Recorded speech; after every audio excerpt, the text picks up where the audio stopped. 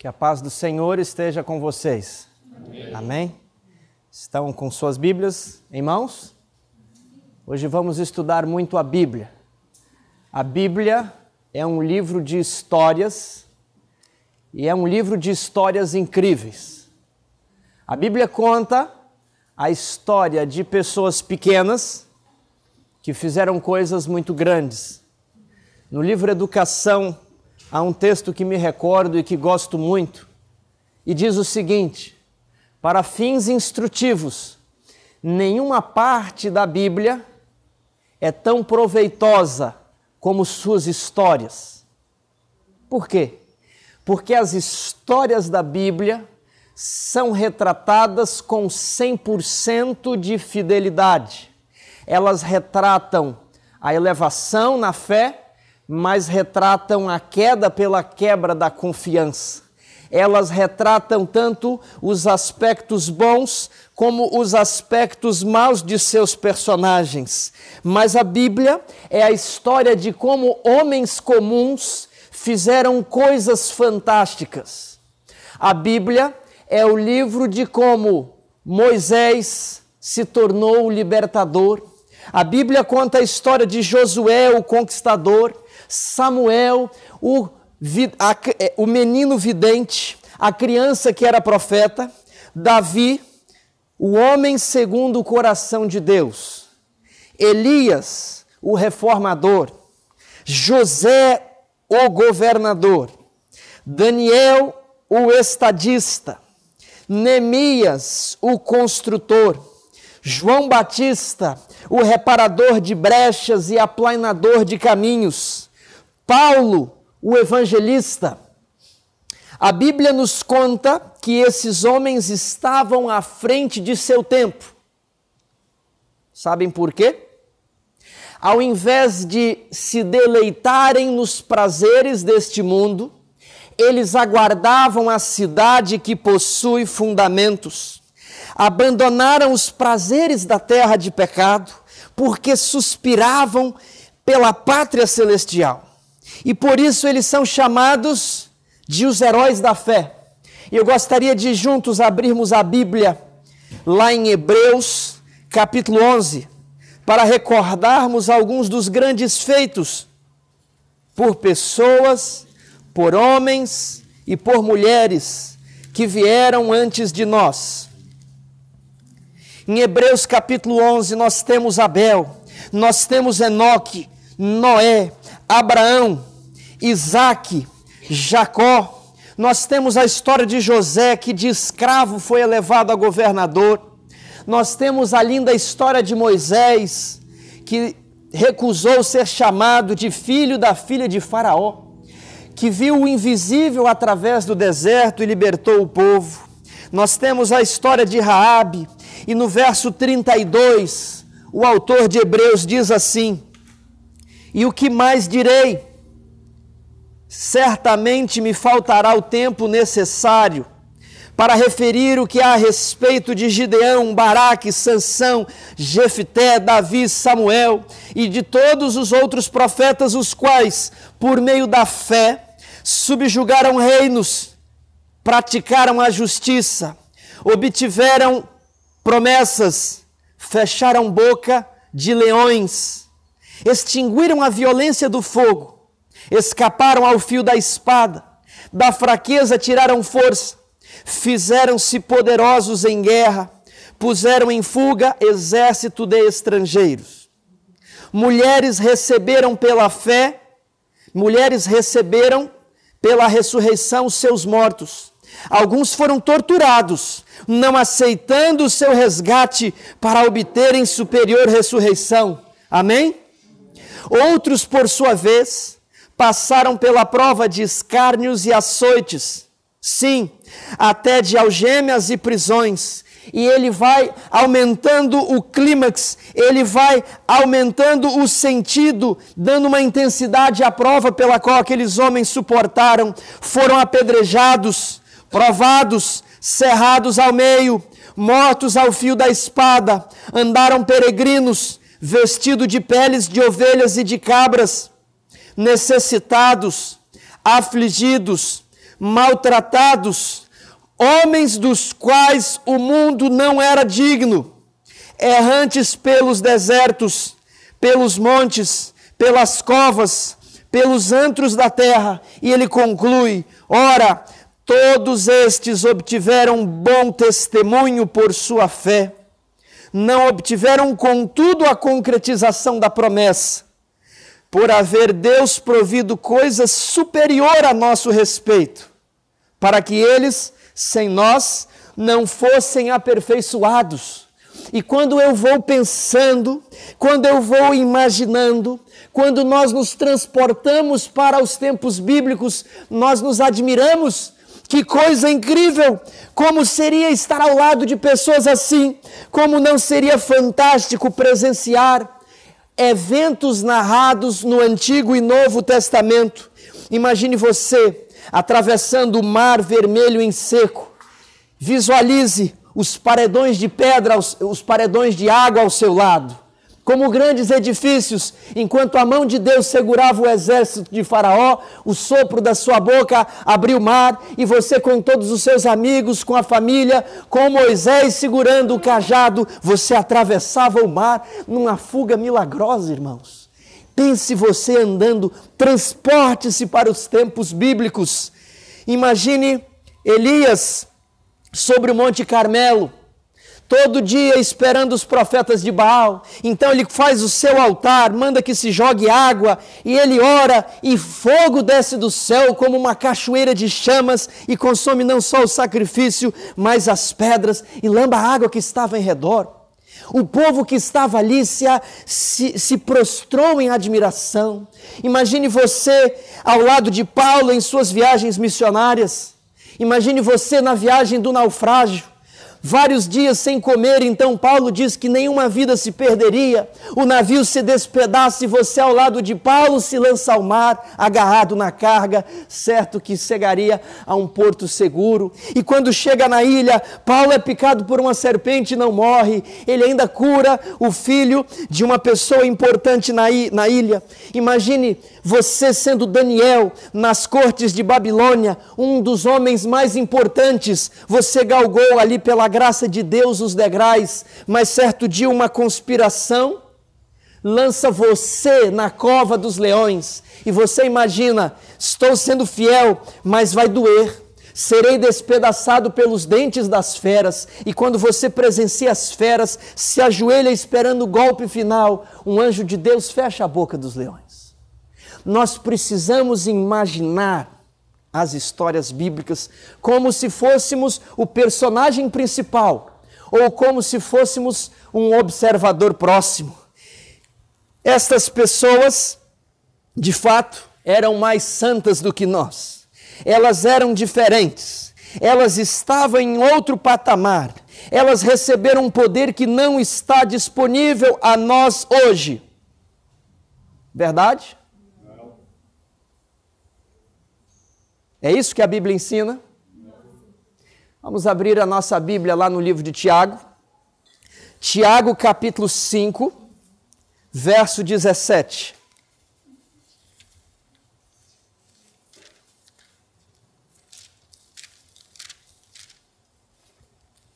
Diz assim: Elias era homem semelhante a nós, sujeito aos mesmos sentimentos, e orou com instância, orou com insistência, para que não chovesse sobre a terra. E por 3 anos e 6 meses não choveu.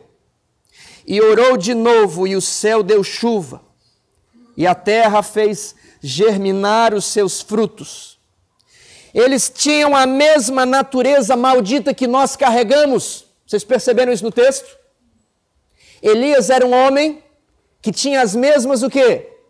Paixões que nós, tinha os mesmos músculos que nós, tinha o mesmo cérebro que nós, compartilhava o mesmo DNA que nós compartilhamos, mas a Escritura diz que ele orou para que não chovesse. Deus atendeu a oração de um homem e não choveu por 3 anos e meio. Você teria coragem de chegar ali fora e falar: Senhor, está muito quente? Ou Senhor, como o meu estado enfrentou por 4 anos uma seca rigorosa, não há chuva e eu não irei me levantar enquanto o Senhor não der chuva. Você teria essa coragem?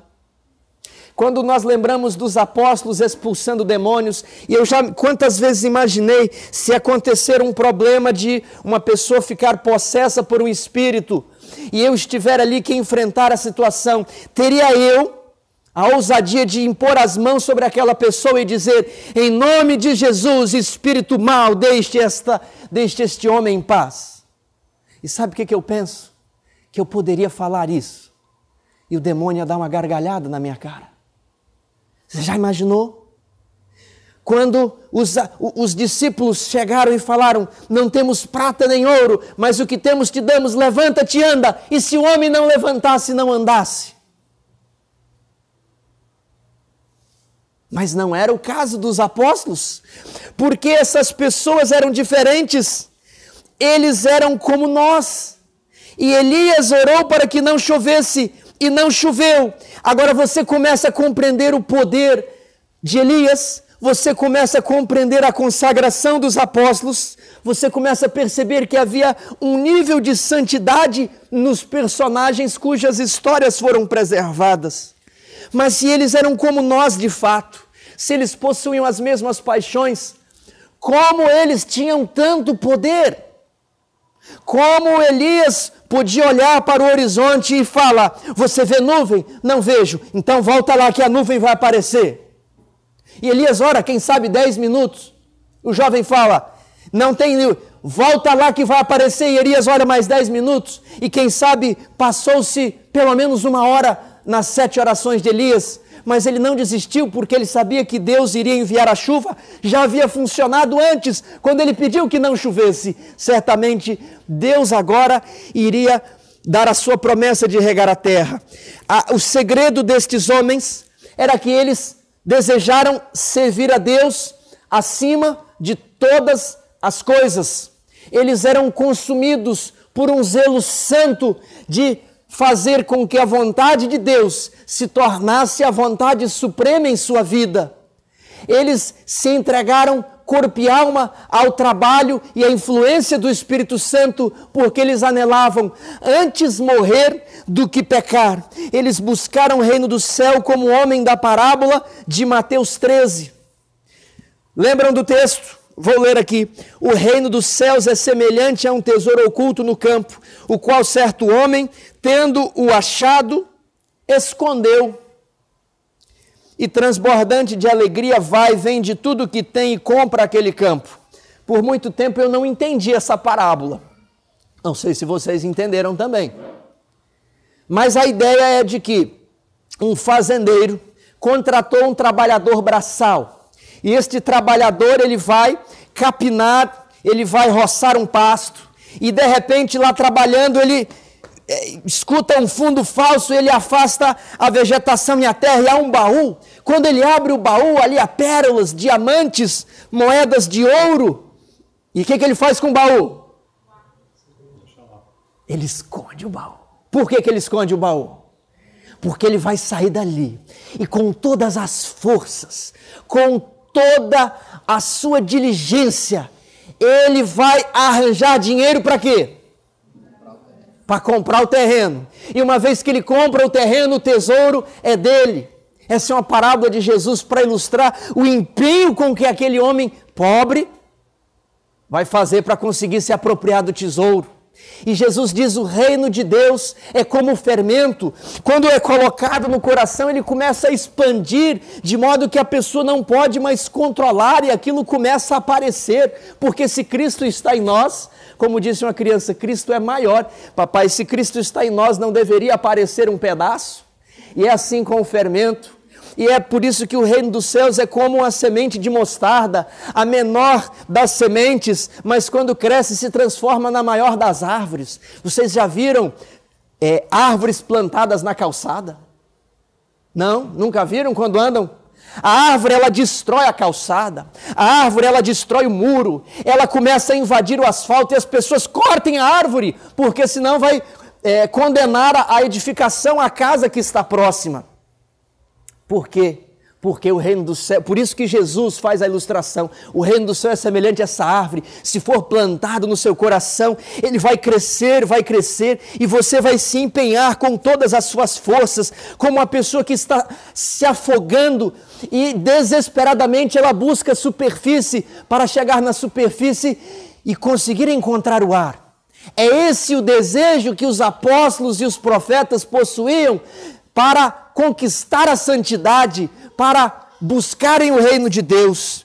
E Jesus chamou pessoas que não eram santas, eles eram como nós, envolvidos em política, envolvidos em negócios, com outras atividades das mais variadas classes. Não pensavam nunca em fazer a obra para a qual Cristo os chamou. E a obra começou neles, porque eles não eram nada. Compreenderam? Fizeram grandes coisas, mas quando foram chamados eram como? Eram nada. E durante os 3 anos nós vemos as falhas de caráter dessas pessoas. Mas Pedro, após ele entender como a coisa funciona, ele nos deixou escrita uma receita.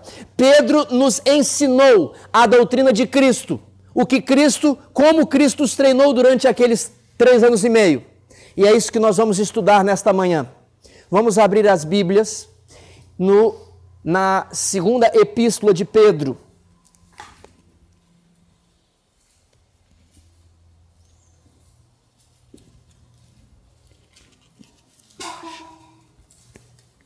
Segunda epístola de Pedro, capítulo 3, verso 10. Irmão. Segunda epístola de Pedro, capítulo 1, versos 3 a 10. Vamos tentar entender isso aqui. Visto como pelo seu divino poder nos têm sido doadas quantas coisas? Todas. O céu não está mais distante de nós do que estava dos pastores nas campinas de Belém. Vocês lembram disso? Esse texto está em O Desejado. Eles estavam lá orando: Senhor, por favor, nos guie, nós somos tão ignorantes, nós somos tão pobres, estamos aqui trabalhando de noite. De repente um anjo se abre e fala: o Messias chegou e vocês serão os primeiros a encontrá-lo. O céu não está mais distante hoje do que naqueles dias, porque todas as coisas nos têm sido doadas, e essas coisas nos conduzem a quê? A vida eterna e a piedade. Como? Pelo conhecimento completo daquele que nos chamou. Quem nos chamou? Quem foi que chamou Pedro? Jesus. Então Pedro, ele aprende a piedade depois de conhecer Jesus. E Jesus nos chamou para quê? Para a sua... Vamos lá. Jesus nos chamou para quê? Para a sua própria glória e virtude. E por meio da glória e virtude nos têm sido doadas as suas preciosas e muito grandes promessas, para que por elas vos torneis coparticipantes da natureza divina. O que é um coparticipante? O que é, participa junto, o que é um coproprietário? Ele é dono igual. Vocês entenderam? Jesus tinha quantas naturezas? 2, era 100% homem e 100%? Numa linguagem bem popular era assim, ele era tanto homem como Deus. E você tem quantas naturezas? Uma só. Sabe o que Jesus chamou Pedro? Falou: Pedro, eu quero que você seja igual a mim. Mas Senhor, o Senhor é Deus, mas eu vou lhe dar a minha natureza.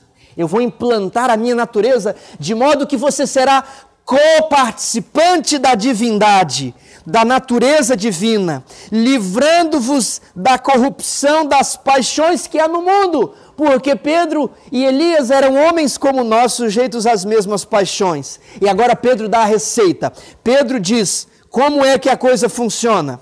Por isso mesmo, vós, reunindo o quê? Toda a vossa diligência, associai com a vossa fé a virtude, com a virtude o conhecimento, com o conhecimento o domínio próprio, com o domínio próprio a perseverança, com a perseverança a piedade, com a piedade a fraternidade, com a fraternidade... Entenderam? Muito rápido, né?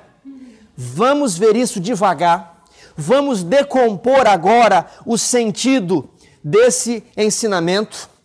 Vamos entender o que Pedro está nos dizendo aqui numa passagem conhecida como a escada de Pedro. Ele diz em primeiro ponto, reunir o quê? Toda a vossa diligência. O que é diligência? Esforço, empenho, zelo, dedicação. A diligência ela pode ser compreendida por uma experiência de afogamento. Alguém já teve uma experiência de quase afogamento? Alguém? Você fica desesperado. Você pensa, meu Deus, não me deixa morrer. E você começa a bater a mão, os braços, e você está embaixo da água e você com todas as energias, você vai à superfície para poder encher os pulmões. Você entendeu o que é diligência? Com toda a vossa diligência. E com toda a vossa diligência você vai fazer o quê? Você vai subir uma escada. Qual é o primeiro degrau desta escada? Qual o primeiro degrau? Leia aí na sua Bíblia. A fé. E o que é fé? Vocês estão vendo aqui ou o computador está... Vamos abaixar um pouco aqui a tampa. O que é fé? Fé é quando a pessoa recebeu a pregação do Evangelho e ela crê, ela acredita, ela fala, Senhor Jesus, filho de Davi, tem misericórdia de mim, perdoa os meus pecados, eu quero ser um teu seguidor. E Jesus fala, abandone as redes e siga-me. E agora você conhece algumas coisas da Bíblia, você conhece algumas coisas de Jesus e você passa a seguir Jesus. Fé é isso. É ter a certeza de que Cristo vai cumprir as promessas que Ele lhe fez. Agora, ele diz que com a vossa fé nós devemos associar o quê? Virtude. Virtude é o segundo degrau. O que é virtude? Virtude são coisas boas, porque quando você se batiza, você começa a querer, não, eu preciso ser uma pessoa melhor, eu preciso ser um vizinho melhor, eu preciso trabalhar melhor para o meu patrão, e nessas coisas práticas você vai se envolvendo, eu quero ser um marido melhor para minha esposa, eu quero ser calmo com os meus filhos, e você vai procurando afastar de si as coisas más e praticar as coisas boas. Em Filipenses 4:8, um texto que vocês sabem de cor, diz assim, tudo que é verdadeiro, tudo que é respeitável, tudo que é justo, tudo que é puro, tudo que é amável, tudo que é de boa fama. E como é que ele conclui? Se alguma virtude outra que eu não citei aqui, seja isso que ocupe o vosso pensamento. Entenderam que a virtude são coisas boas, ser verdadeiro, ser leal, ser fiel, ser puro. Só que então, você precisa associar com a virtude o quê? Conhecimento. Você passa a frequentar uma classe bíblica, você vem para o retiro Novo Nome, você então passa a ler o espírito de profecia e você passa a não fazer apenas o ano bíblico, lendo 5 capítulos por dia, mas você fala o que a carta de Filipenses tem para me dizer e você vai se aprofundando. E sabe qual a palavra grega para conhecimento? É a palavra gnosis. Tiago, a palavra gnosis, por que nós temos que saber isso? Porque essa palavra gnosis, ela ocorre em outros lugares na Bíblia. E se nós olharmos agora em Pedro, você está em Pedro, 2 Pedro 3,18, dá uma olhadinha. Crescei na graça e no quê? Na gnosis. Gnosis de quem? Você então vai primeiro estudar a pessoa de Jesus, o seu nascimento virginal,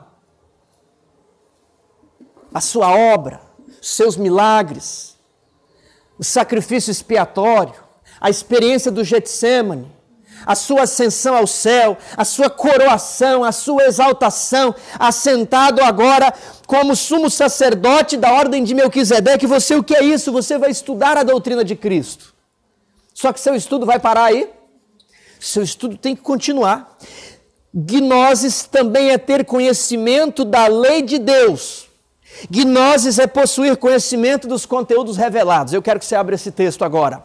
Abra em Lucas, capítulo 11, verso 52.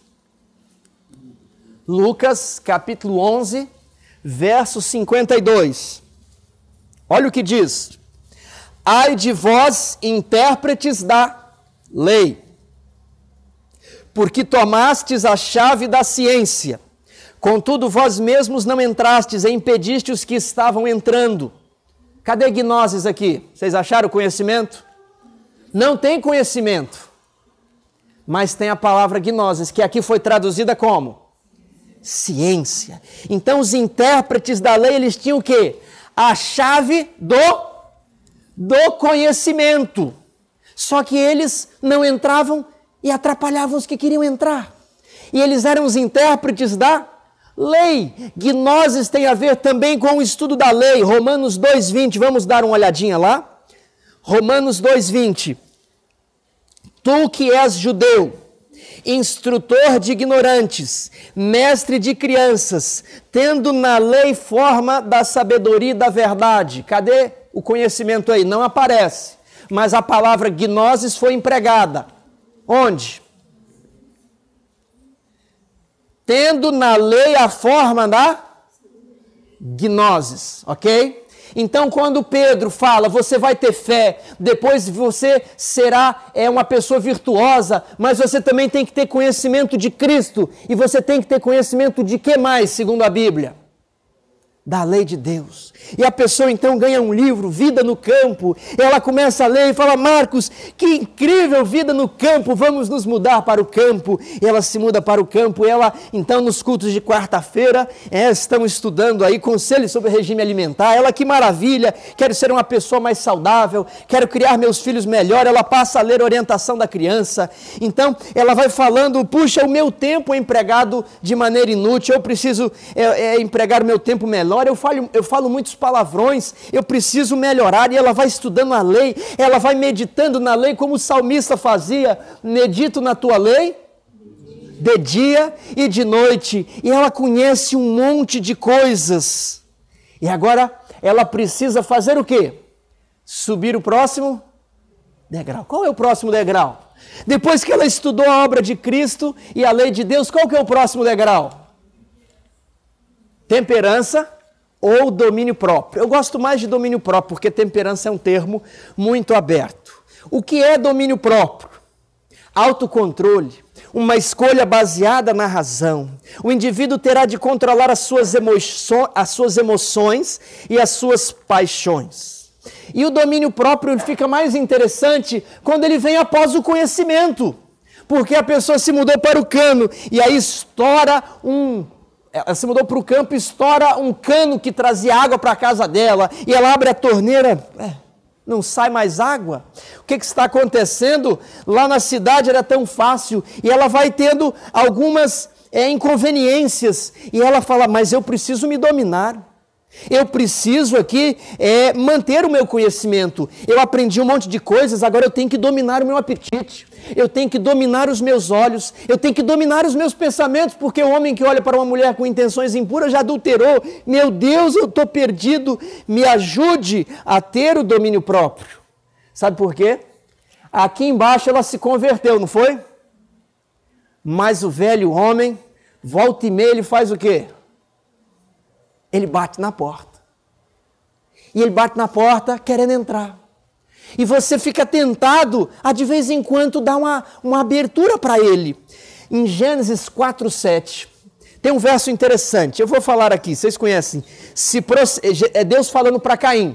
Caim, por que decaiu o teu semblante? Por que você está triste? Se procederes bem, não é certo que serás aceito.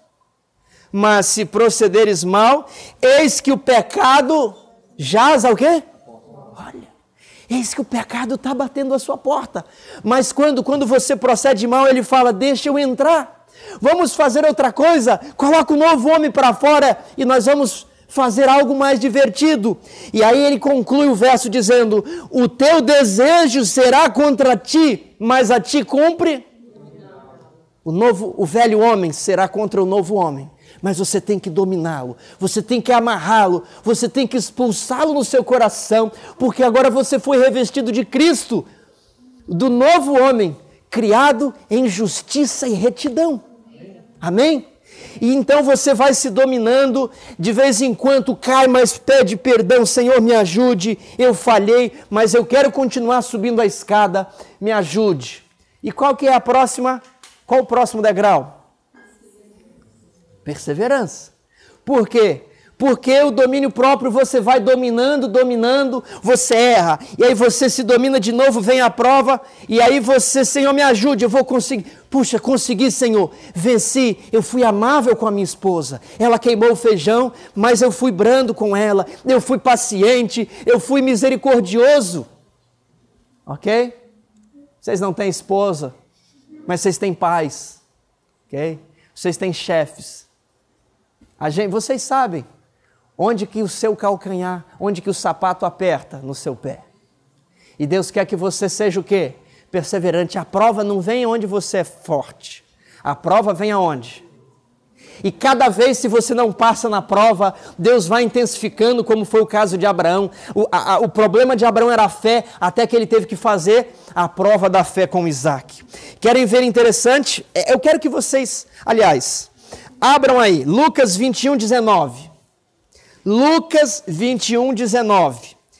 É na vossa... O que está aí?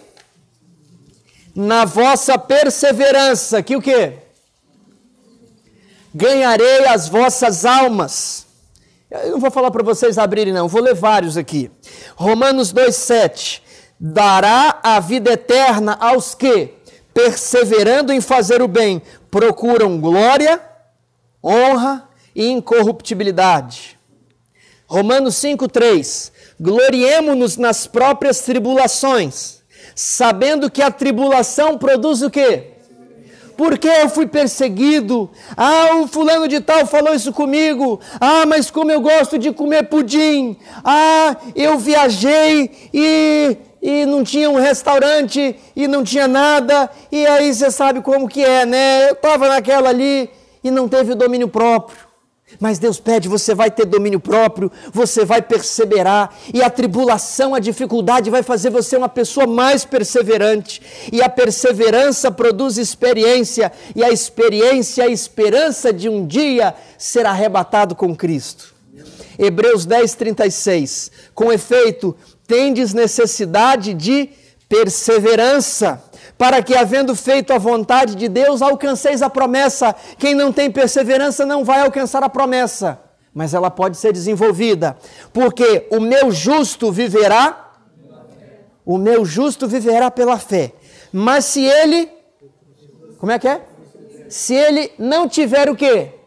Perseverança, e ele retroceder, não tenho prazer nele, a minha alma não se compraz nele. Hebreus 12, 1. Corramos com perseverança. Por que ele falou com perseverança? Porque é difícil, irmãos. Ele sabia que quanto mais degraus você vai subindo, o vento bate mais forte. As provas serão maiores. Satanás tem mais interesse em derrubar quem está aqui do que quem está embaixo. Quem está embaixo, ele tem um tempo. Não, eu vou esperar ele subir uns degrauzinhos, lá em cima eu dou uma pancada nele. Tiago 1, 4. Ora, a perseverança deve ter ação completa. Para quê? Abram lá, Tiago 1,4. Vamos ler este. Vamos ler este juntos. Tiago, capítulo 1, verso 4. Ora, a perseverança deve ter ação para que sejais o quê? Em nada deficientes. A perseverança, ela vai se aperfeiçoando até ter ação completa. E aí, quando ela tem ação completa, você sobe o próximo degrau. E aí o Apocalipse fala, aqui está a perseverança dos santos, os que guardam os mandamentos de Deus e têm a fé de Jesus. Meus amigos, Deus está formando um exército de jovens puros, pessoas irrepreensíveis, que devem brilhar como luzeiros no meio de uma geração. Como está a geração santa? A geração está pervertida e corrupta e vai ser difícil para você brilhar, porque toda vez que você começa a subir, Satanás lhe derruba. Por isso você precisa ter uma fé inabalável.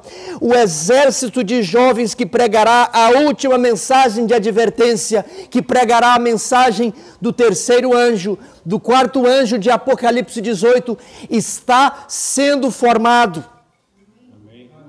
Amém? E nós precisamos subir a escada para participar deste exército. São as pessoas que receberão o Espírito Santo, a chuva serôdia, são as pessoas que terão de pregar sob os auspícios do decreto dominical. Por isso você precisa ter uma fé inabalável, você precisa tentar, você precisa insistir, você precisa ser perseverante, você precisa ter a perseverança dos santos e subir o próximo degrau. Qual é o próximo degrau? Piedade. Estava tão bom até aqui, né? Mas aqui ficou chato. Piedade. O que é piedade? Piedade... Hã? Mas aí o último degrau é qual? Então, tá relacionado, mas se piedade já fosse o amor... compaixão. Senhor Jesus, tem compaixão de mim. Não parece? Aliás, Senhor Jesus, tenha piedade de mim no sentido de compaixão. Eu fui investigar a palavra grega e a palavra grega para piedade é eusébia. E lá naquele verso, Senhor Jesus, tenha compaixão de mim, piedade de mim, não aparece eusébia. Mas Pedro aqui ele está usando eusébia. Então, como nós fazemos? Nós pegamos aquela palavra e colocamos na Bíblia para você ver onde ela ocorre outras vezes. E eu descobri uma coisa interessante. Piedade nós utilizamos uma palavra muito polissêmica, muito ampla. Mas aqui Pedro ele está usando piedade com um fervor e um respeito muito grande a Deus. Uma relação vertical. Uma relação de adoração. Ela está relacionada com o serviço a Deus. Lá em 1 Timóteo 4, 6 a 8, diz assim: expondo estas coisas aos irmãos, serás bom ministro de Cristo, alimentando com as palavras da fé, alimentando com as palavras do quê? Da fé, com a boa doutrina, vai subindo. Mas rejeita as fábulas profanas e de velhas caducas. Exercita-te pessoalmente na piedade. A piedade requer um exercício pessoal. A piedade não pode ser apenas teórica. A sua relação com Deus deve ser marcada por oração, jejum, porque Jesus, tendo oferecido com forte clamor e lágrimas, orações e súplicas a quem o podia livrar da morte. É assim que você exercita a piedade com Deus. Nós precisamos, irmãos, prático aqui, orar 3 vezes por dia, de manhã, ao meio-dia e à tarde. Amém? Não é oração de agradecer a comida, irmãos. É oração de você falar: Senhor, está sendo difícil.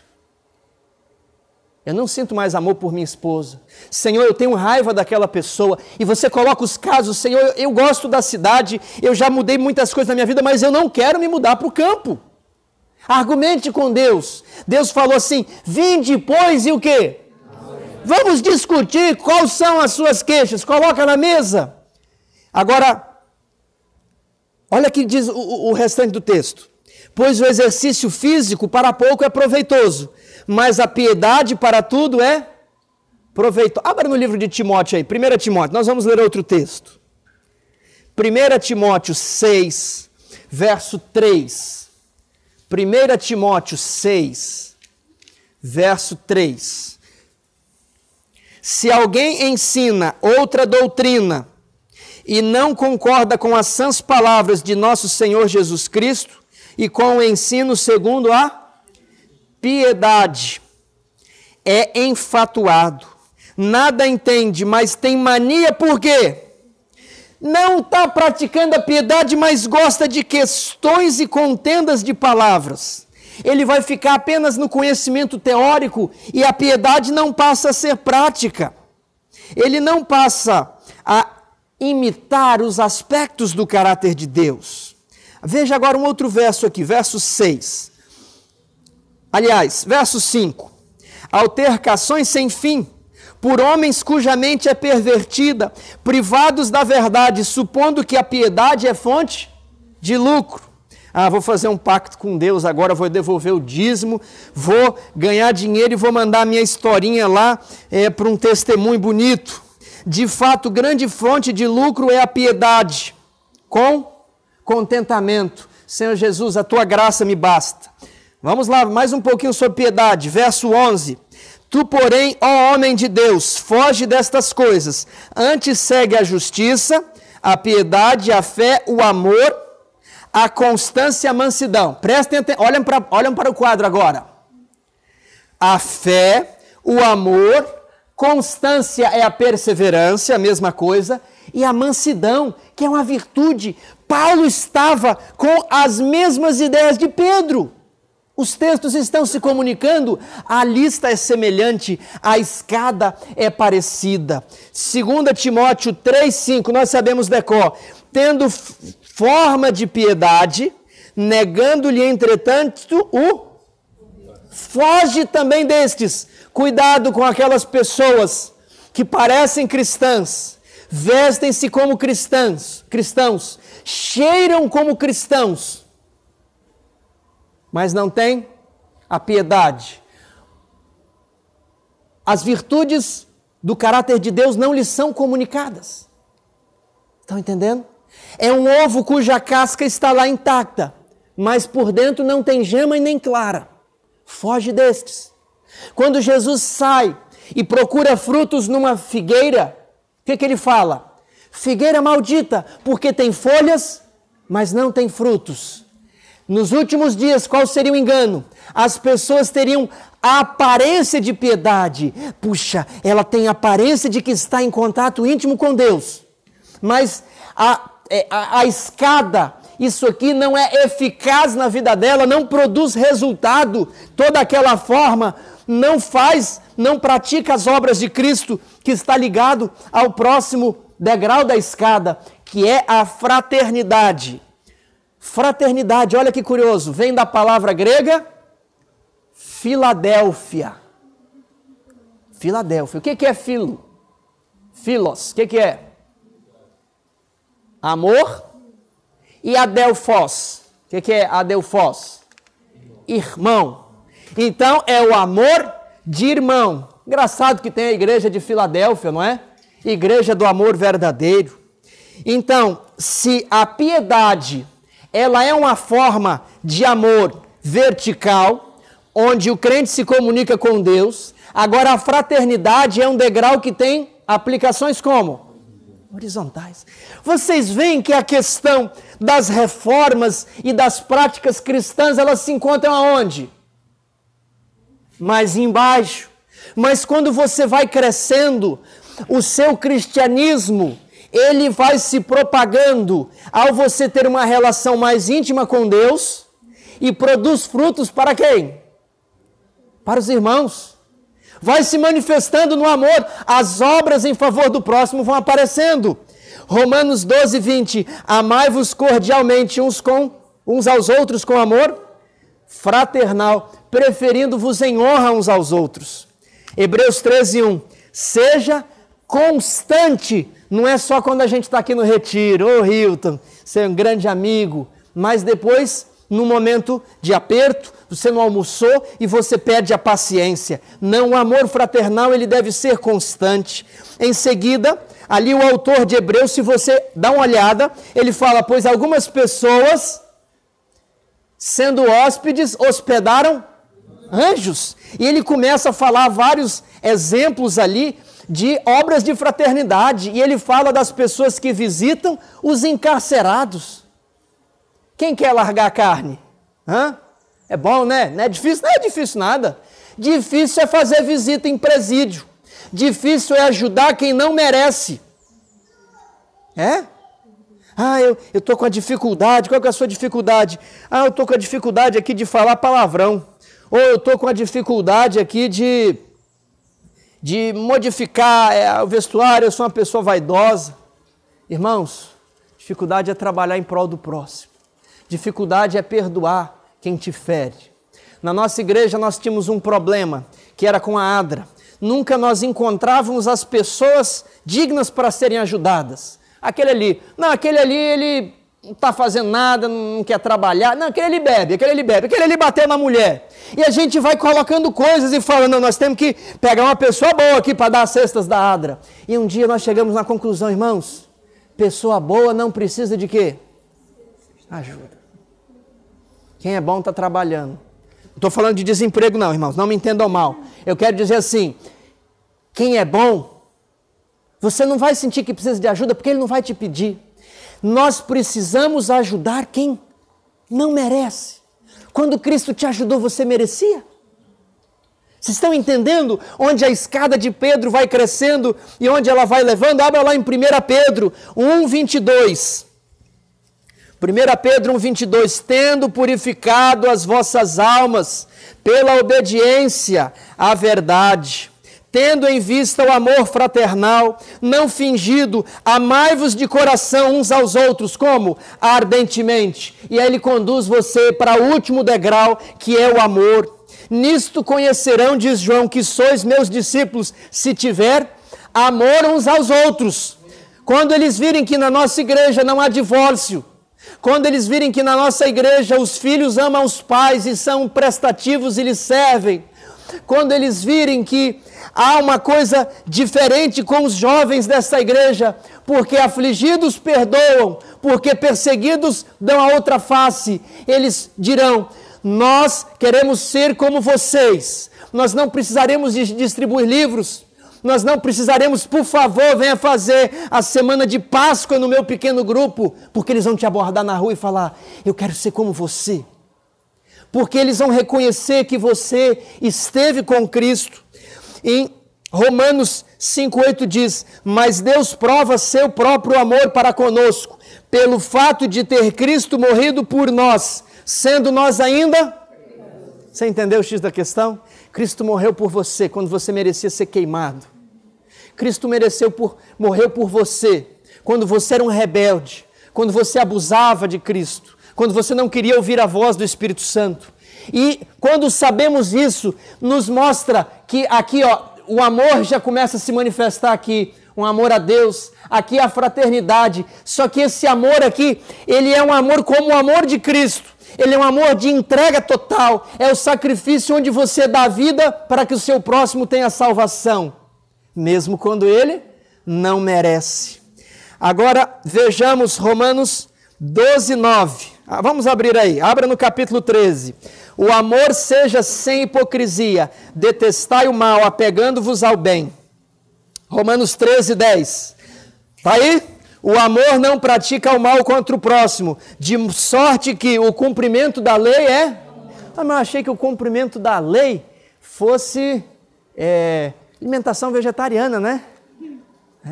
Faz parte. Mas está onde na escada? Está ali embaixo. Eu achava que o cumprimento da lei agora fosse não ter televisão em casa. Faz parte. Pode até ter televisão, faça um bom uso. Eu achava que o cumprimento da lei fosse isso, fosse aquilo, e nós vamos colocando coisas importantes, mas coisas que fazem parte das folhas, coisas que não estão nos frutos. E agora o ápice, o topo da escada diz o seguinte, o amor não pratica o mal contra o próximo, de sorte que o cumprimento da lei é o amor. Você chegou aqui em cima, é cristão perfeito, é o cristão semelhante a Cristo, ele cresceu até a estatura de Cristo, e por isso que Ellen White diz, se consentirmos, ele por tal forma se identificará com os nossos pensamentos e ideias, dirigirá nosso coração e espírito em tanta conformidade com o seu querer, que obedecendo-lhe não estaremos seguindo senão nossos próprios. A natureza divina, como uma árvore, tomou posse do seu coração. Este é o ápice do cristianismo, essa é a finalidade, não é mais nós ficarmos apenas em discussões, em debates aqui, mas uma vez que nós aprendemos, nós vamos ajudar o próximo, nós vamos crescer, nós vamos espalhar aquilo que está no nosso coração e eles vão ver que Cristo faz uma obra por meio de nós. São Francisco de Assis, naquela música muito conhecida, exemplifica isso, porque a música diz assim, mestre, faze que eu procure Mais consolar que ser consolado. Compreender que ser compreendido. Amar que ser amado. Eu não sei se eu estou conseguindo passar a significação desta obra, mas quando Cristo volta e que Ele coloca as pessoas à direita e à esquerda, muitos dirão: mestre, nós estávamos lá no retiro do novo nome, nós éramos participantes da igreja, distribuímos o grande conflito, e Jesus lhes dirá: não, vocês subiram a escada, mas até a metade, vocês não chegaram no amor. Estive nu e não me vestiste, estava preso. Isso é difícil, irmãos. Parar a alimentação com proteína animal é fácil. Difícil é se importar com a pessoa que está moribunda na estrada, porque é incômodo. Vocês estão percebendo? O cristianismo vai se revelar nos crentes dos últimos dias pelos atos de caridade que eles fazem na pessoa dos outros filhos de Deus. Lá em Isaías 58, eu quero que vocês abram. Em Isaías 58, é enfrentada a questão da caridade. Em Isaías 58, há uma mensagem de repreensão para o povo de Deus. E é mostrado alguns dos problemas que o povo de Deus estava e manifestava. No verso 6 diz assim: porventura esse o jejum que escolhi? No verso 7, você não deveria repartir o teu pão com o faminto? Se você visse o nu, você não deveria cobri-lo? Você não deveria recolher em casa os pobres e desabrigados? Isso é difícil. Por isso que é o último degrau da escada.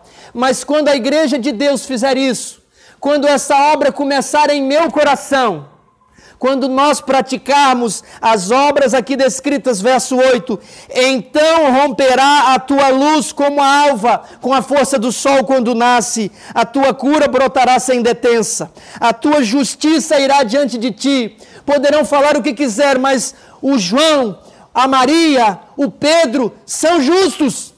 Eles são imitadores de Cristo, porque antes de você chegar, a tua justiça, as tuas boas obras se farão conhecidas. E a glória do Senhor será a tua retaguarda. Então clamarás e o Senhor te responderá. Gritarás por socorro e Ele dirá: eis-me aqui. Você vai olhar para o doente e falar: levanta-te e anda, porque diz em Marcos que estes sinais hão de acompanhar os que creem. Em meu nome expelirão demônios, falarão novas línguas, se alguma coisa mortífera beberem, não lhes fará mal. Se impuserem as mãos sobre os enfermos, eles ficarão curados. Então tua luz nascerá nas trevas, tua justiça irá diante de ti, e a glória do Senhor será a tua retaguarda. Você vai orar por chuva e vai chover, gritarás por socorro e o Senhor dirá: eis-me aqui. Se tirares do meio de ti o jugo, o dedo que ameaça, o falar injurioso, se abrires a tua alma ao faminto e fartares a alma aflita, então tua luz nascerá nas trevas e os momentos mais escuros na sua vida serão como o sol ao meio-dia. Amém? Amém. Irmãos,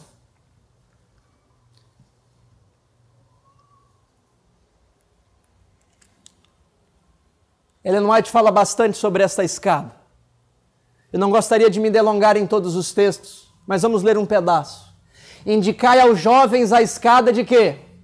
8 degraus de Pedro. Não inventei essa escada não, isso é teologia. Vocês vão colocar os pés aonde? Não no último degrau, mas no... Com fervor pedi-lhes que subam até o último. Cristo que une a terra e o céu é... A escada de Pedro é a escada que Jacó viu. Ela desce até tocar o solo, mas ela vai até o trono da divindade. Está firmada na terra, na humanidade de Cristo, mas ela também alcança o trono de Deus. A humanidade de Cristo envolve a família caída, enquanto sua divindade firma no seu trono. Somos salvos pelo subir a escada, degrau a degrau, olhando a Cristo, procedendo assim não tropeçareis em tempo algum. Abra ali em 2 Pedro. Ao final da escada existe o que acontece quando a pessoa sobe o topo. 2 Pedro.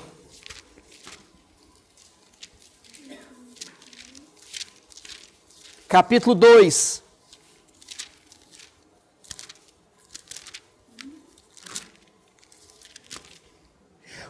Verso 8, capítulo 1, verso 8. Porque estas coisas existindo em vós e em vós aumentando, fazem com que não sejais o quê? Inativos, porque o amor não é inativo, nem infrutíferos. Verso 9, pois aquele a quem estas coisas, aquele em quem estes degraus não estão presentes, é cego. Ele só vê que foi purificado dos seus pecados. Ele só enxerga o primeiro degrau. Ele só enxerga que Jesus morreu por ele. E ele não se importa com o resto da vida. Esqueceu-se da purificação dos seus pecados de outrora. Verso 10. Por isso, irmãos, procurai com diligência cada vez maior confirmar a vossa vocação e eleição. Porquanto, procedendo assim... Vamos falar juntos? Porquanto, procedendo assim, não tropeçareis em tempo algum, mas é procedendo não na metade da escada, mas galgando até o topo. Somos salvos pelo subir a escada, degrau a degrau, olhando para Cristo. Ninguém que resolutamente subir por essa escada deixará de receber a vida eterna. Porque é como? É desta maneira, irmãos, tem que subir a escada. Agora, Pedro, antes dele se converter, ele teve alguns problemas. Pedro negou Jesus, Pedro fugiu, Pedro atacou o soldado. Estava sendo zeloso à maneira dele. Só que, quando ele encontra Jesus na praia, o que Jesus pergunta para ele? Pedro, tu me amas? O amor está em qual degrau? Tu me amas? Pedro falou, é claro que eu te amo, Senhor. Jesus pergunta de novo, Pedro, tu me amas? É claro que eu te amo, Senhor. E pela terceira vez, e você vai abrir comigo, João 21, 17. Pela terceira vez, Jesus lhe perguntou, abra aí. Esse é o texto tema do retiro. Pela terceira vez, Jesus lhe perguntou, Simão, é o mesmo que escreveu sobre a escada, viu? É o mesmo da escada de Pedro. Simão, filho de João, tu me amas?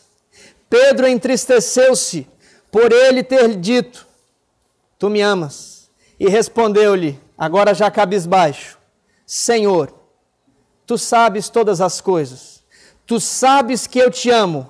Jesus lhe disse, apacenta as minhas ovelhas. Agora Pedro podia ser ensinado. Pedro estava humilde, Pedro estava vazio. Só que ainda não havia subido a escada. E quando ele vai passeando ali, na sua escada com Jesus pela praia, ele começa a olhar para uma outra escada. De quem era a escada que ele estava olhando? Ele passa a olhar para a escada de João. E ele fala assim, Senhor, e quanto a este? E Jesus diz o quê? Verso 22, respondeu-lhe Jesus, se eu quiser que ele permaneça até que eu venha. O que você tem a ver com isso, Pedro? Ok? Ellen White comenta estes textos e ela diz assim, Deus não quer que nenhuma pobre alma carregue os pecados de ninguém. Cristo é quem carrega o pecado. Não seja demasiado ansioso quanto ao que o seu irmão deveria fazer. Cristo disse a pergunta de Pedro, que te importa? Seu negócio é seguir-me, sobe a tua escada, Pedro. Você tem que ser... Ela escrevendo para a pessoa, você tem se alimentado do que é pior, do que os porcos se alimentam. E o que é? Os erros dos outros. Porque você não se alimenta de algo mais benéfico. Não podemos ser salvos nos nossos pecados. Que Cristo os tome e o vácuo seja abastecido com a sua justiça. Existe esperança. Foi-me mostrado haver uma geral falta de devoção e esforço sincero e dedicado na igreja. Há muitos que precisam ser convertidos. O irmão C não é um esteio e força para a igreja. Ele não o quê? Ele não termina de subir a escada dele, ele não progride na vida religiosa, apesar de estar avançando em idade. Não quer dizer que ele é um descrente, mas que ele não progride. Tem professado a verdade por muitos anos, Contudo, tem sido o quê? Vagaroso em aprender e viver seus princípios. Portanto, não tendo sido santificado mediante a verdade, ele se coloca em posição de ser tentado por Satanás. É ainda uma criança em experiência, está a observar os outros e apontar suas faltas, quando devia estar diligentemente sondando o próprio coração. Essa prontidão em questionar e ver faltas em seus irmãos e falar dessas faltas a outros é reprovada pelas palavras de Cristo, a quem ele viu, estava mais interessado na conduta de seus irmãos, Pedro, está falando de Pedro, do que cuidadosamente em vigiar e orar para que Satanás não vencesse. Disse Cristo a seus discípulos: que te importa a ti? Segue-me. Quem tem que subir a sua escada de Pedro? Quem pode subir no seu lugar? Ninguém. Jesus não pode subir porque ele é a escada, mas Jesus dá um corrimão nessa escada para falar: se apoia em mim, filho. Mas às vezes nós estamos na escada e o que nós fazemos? Nós olhamos para a escada do vizinho e vemos que estamos um degrauzinho acima da escada do vizinho. Puxa, eu sou bom, né? Meu vizinho está aí comendo queijo. Já deixei o queijo há tantos anos. Não é assim? Puxa, o meu vizinho, o meu irmão aqui, eu vejo que ele não deve ter lido muita coisa do Espírito de Profecia. Não conhece isso, ok? Por que eu estou falando isso? Porque em todos os movimentos reformatórios há perigo dos crentes começarem a acusar-se mutuamente. Agora, se você vê que o seu amigo, o seu irmão está um degrau mais baixo que você, o que você faz? Segura aqui, meu amigo, eu vou te puxar para cima. Vem comigo, porque Jesus está me segurando, eu vou segurar em você e nós vamos juntos. Vejam o próximo texto. Muitos há cuja religião consiste em criticar os hábitos de vestuário e as maneiras. Querem levar todos à sua própria medida. Desejam alongar os que parecem demasiados curtos e cortar para a sua norma e cortar outros que parecem por demais compridos. Eles perderam o quê? Eles não estão no último degrau. Perderam o amor de Deus do coração, porém julgam possuir o espírito de discernimento. Acham que é prerrogativa sua criticar, julgar, devem, porém, arrepender-se de seu erro e desviar-se de seus pecados. Pedro perguntou ao Senhor a respeito de João. Os textos estão relacionados à escada de Pedro. Senhor, e deste que será? Jesus respondeu: o que você tem a ver com isso? Siga-me, Pedro. Devemos seguir o exemplo. Uma inundação de luz brilha sobre nós e todo ciúme deve ser retirado, porque o ciúme é cruel como o túmulo. Retirem o fermento velho, pois um pouco de fermento deixado fermenta toda a massa. Amemo-nos uns aos outros, tenhamos harmonia e união em todas as nossas fileiras. Tenhamos o nosso coração santificado para Deus. Olhemos a luz para nós, que para nós reside em Jesus. Lembremos-nos de quão paciente e sofredor Ele foi para com os errantes filhos de Deus. Será que Jesus trata você da maneira que você trata os outros? Misericórdia, irmãos, porque senão eu já estava destruído. Tratemos os outros como Jesus nos trata. Ainda um outro texto, irmãos, agora no sentido contrário. Este texto diz que você tem um tempo para subir a escada, ok? Você não pode esperar a vida inteira, você tem que subir a escada. Aliás, não, esse texto é a continuação do anterior. Estaríamos em um sentido miserável se Deus nos tratasse como nós somos inclinados a tratar uns aos outros. Cuidado. Agora, outro texto. Temos a esperança de ver a igreja reavivada, tal tempo nunca... Tal tempo nunca há de vir. Então você está querendo que a igreja suba a escada, você está querendo que a obra comece nos outros na igreja, mas a obra tem que começar onde? Em mim. A igreja nunca será reavivada. Há na igreja pessoas não convertidas e que não se unirão em fervorosa, prevalecente oração. Precisamos entrar na obra? Não mente. Eu e minha casa serviremos o Senhor. Ele tem um problema, estou tentando ajudar, não quer. Eu vou subir a escada. Precisamos orar mais e falar menos. Abundante é a iniquidade, e o povo deve ser ensinado a não se satisfazer com uma forma de piedade sem o espírito e poder. E agora diz o seguinte, agora é a outra parte que eu havia falado, sobre o tempo que você tem para subir escada. O corpo de alguns não é subjugado. Alguns que abraçam o sábado possuem a mente depravada. E quando aceitam a verdade, não sentem a necessidade de dar meia volta e mudar totalmente sua conduta. Por anos, essas pessoas têm seguido inclinações de seu coração não regenerado e sido dominados pelas corruptas paixões de sua natureza carnal, que desfiguraram a imagem de Deus neles e poluíram tudo o que tocaram. Prestem atenção na parte final, é muito sério. Consequentemente, toda a vida que tem pela frente seria muito curta para galgarem a escada da perfeição cristã de Pedro, preparatória para sua entrada no reino de Deus. Eu tremo quando eu leio isso, porque eu penso assim, eu tenho 30 anos, deveria ter começado há 20, 30 anos atrás. Mas ela está falando que há pessoas mais velhas do que eu, pessoas que já estão na igreja há muito mais tempo, e ainda falta alguns degraus, e talvez o tempo de vida que eles têm não é suficiente para eles terminar, porque a santificação é uma obra. Vocês estão percebendo a seriedade disso? Irmão, faça o teu melhor e corre, te apressa. A santificação é uma obra de décadas. Você tem que subir a escada. Homens e mulheres, é a continuação, que professam ser discípulos de Cristo e guardar todos os mandamentos de Deus, terão que sentir na vida diária verdadeira.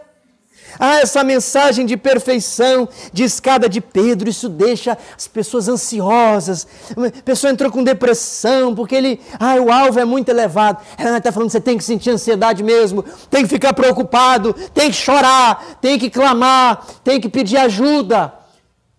Para entrar pela porta estreita, os que assim anseiam são os únicos que apressarão sua entrada pela porta estreita e pelo caminho apertado que conduz à vida. Muitos vão subir o caminho, mas a porta é estreita. Ele subiu o caminho estreito, mas não entrou na porta estreita.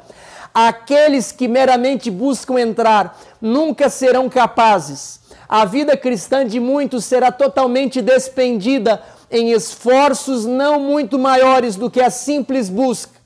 E a sua única recompensa será descobrir a completa impossibilidade de entrar pela porta estreita. Ficaram lutando, mas desferindo murros no ar.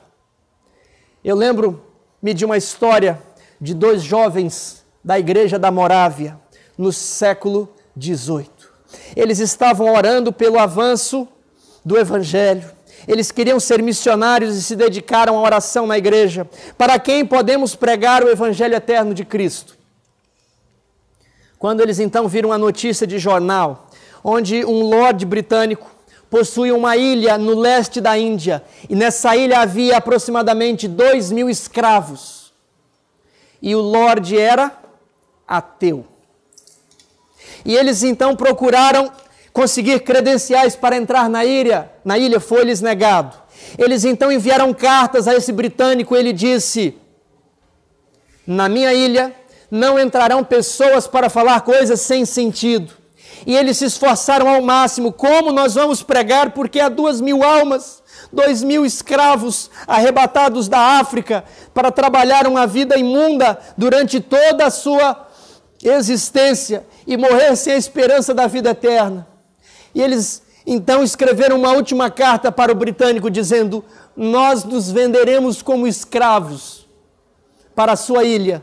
Ele lhes disse: não lhes pago a passagem. Com o dinheiro do preço da escravidão, eles pagaram as suas passagens e subiram no navio para pregar na ilha. E naquele dia, onde eles se despediam das suas famílias e dos seus parentes sobre o porto, houve um momento de choro, porque eles seriam escravos para a vida inteira, para que outros escravos não morressem sem esperança da glória em Jesus Cristo. E quando as pessoas que estavam no barco no cais falaram: voltem, ainda dá tempo. Eles então disseram: que o cordeiro que foi imolado receba a recompensa do seu sofrimento. Irmãos, eu quero que esta obra comece primeiramente em mim. Eu prego para vocês porque eu preciso ouvir essas mensagens. Quando eu as preparo para que Deus fale ao meu coração. Mas você precisa orar e pedir a Deus que ela comece em você. Misericórdia quero. Deus é clemente e misericordioso. Misericórdia quero, não sacrifício. E tende, irmãos, por certo, que aquele que começou a boa obra em vós, há de completá-la até o dia do nosso Senhor. Vamos fazer um pacto para que a obra comece aqui, mas que ela possa ser completada. Vamos ficar de pé e cantar com todo entusiasmo o hino: haja paz na terra, haja amor na terra, haja virtude na minha vida e que possa começar em mim.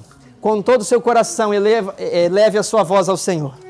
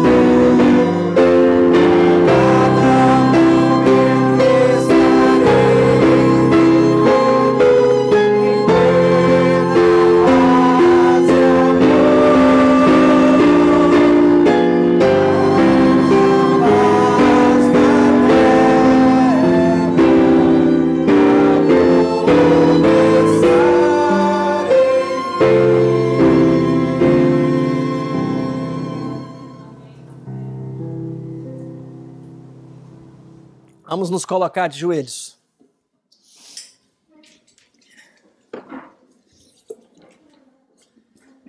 Senhor Deus Todo-Poderoso, o Senhor contemplou aqui pelo invisível o nosso coração. O Senhor sabe da nossa luta. O Senhor sabe dos nossos pontos fortes, mas o Senhor conhece as nossas falhas. Nós humildemente te pedimos, ajuda-nos a subir esta escada até o fim.